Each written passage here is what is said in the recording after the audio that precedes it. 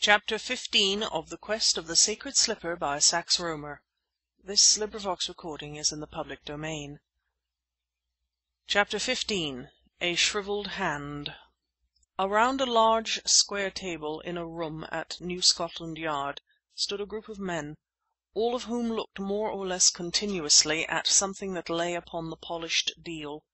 One of the party, none other than the Commissioner himself, had just finished speaking, and in silence now we stood about the gruesome object which had furnished him with the text of his very terse address.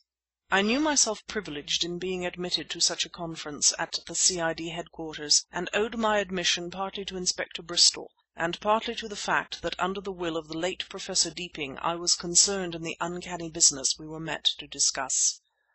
Novelty has a charm for everyone, and to find oneself immersed in a maelstrom of Eastern devilry, with a group of scientific murderers in pursuit of a holy Moslem relic, and unexpectedly to be made the trustee of that dangerous curiosity, makes a certain appeal to the adventurous. But to read of such things, and to participate in them, are widely different matters.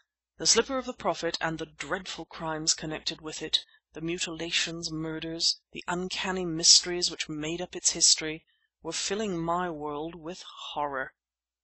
Now in silence we stood around that table at New Scotland Yard and watched, as though we expected it to move, the ghastly clue which lay there. It was a shrivelled human hand, and about the thumb and forefinger there still dryly hung a fragment of lint which had bandaged a jagged wound. On one of the shrunken fingers was a ring set with a large opal. Inspector Bristol broke the oppressive silence. "You see, sir," he said, addressing the Commissioner, "this marks a new complication in the case. Up to this week, although, unfortunately, we had made next to no progress, the thing was straightforward enough. A band of Eastern murderers, working along lines quite novel to Europe, were concealed somewhere in London. We knew that much. They murdered Professor Deeping, but failed to recover the slipper. They mutilated everyone who touched it mysteriously. The best men in the department, working night and day, failed to effect a single arrest. In spite of the mysterious activity of Hassan of Aleppo, the slipper was safely lodged in the British Antiquarian Museum." The Commissioner nodded thoughtfully. "There is no doubt," continued Bristol, "that the Hashishin were watching the museum. Mr. Cavanagh here," he nodded in my direction, "saw Hassan himself lurking in the neighbourhood. We took every precaution, observed the greatest secrecy, but in spite of it all a constable who touched the accursed thing lost his right hand. Then the slipper was taken." He stopped, and all eyes again were turned to the table. "The Yard," resumed Bristol slowly, "had information that Earl Dexter, the cleverest crook in America, was in England. He was seen in the museum, and the night following the slipper was stolen. Then outside the place I found that." He pointed to the severed hand.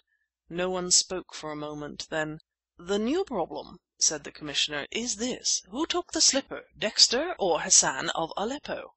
"That's it, sir," agreed Bristol. "Dexter had 2 passages booked on the Oceanic, but he didn't sail with her, and that's his hand." "You say he has not been traced?" asked the Commissioner. "No doctor known to the Medical Association," replied Bristol, "is attending him. He's not in any of the hospitals. He has completely vanished. The conclusion is obvious."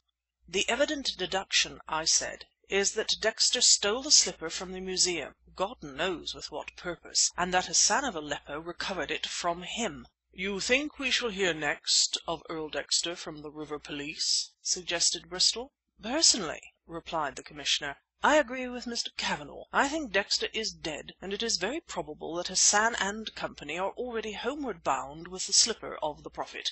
With all my heart I hoped that he might be right, but an intuition was with me crying that he was wrong, that many bloody deeds would be ere the sacred slipper should return to the East. Chapter 16